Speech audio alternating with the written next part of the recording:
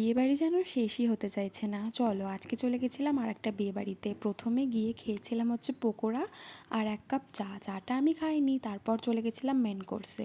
প্রথমে ছিল দেখো স্যালাড, চাটনি পুদিনার, আর ছিল চিকেন কাটলেট, আর ছিল কড়াইশুঁটির কচুরি, চানা মশলা, আর দিয়েছিল মিক্সড ডাল, সাদা ভাত, ছিল সঙ্গে কাঠি আলু ভাজা।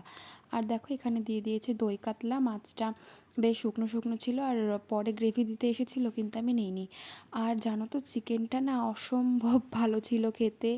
যেমন টেস্ট, মানে ঠিক তেমনই সফট, খুব টেস্ট ছিল।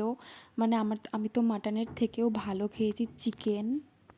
ভাত আর ফ্রায়েড রাইস বাদ দিয়ে আমি পরে শুধু চিকেনই খেয়েছি, আর চিকেনের সঙ্গে আমি অল্প একটু লেবু চিপে মাখিয়ে খাচ্ছিলাম। বেশ টকটক ভালোই লাগে, ঝাল ঝাল। আর চিকেনের পরে দিয়ে দিয়েছিল চাটনি, পাঁপড়, ছিল হচ্ছে গুড়ের মাখা সন্দেশ, আর ছিল হচ্ছে রসগোল্লা। রসগোল্লাটা আমি নিইনি। আর ছিল হচ্ছে আইসক্রিমটাও আমি নিইনি, পরে খেয়েছিলাম। আর দেখো সবার লাস্টে মেনু কার্ডটা শেয়ার করে দিলাম, তোমরা দেখে নিতে পারো। হ্যাঁ।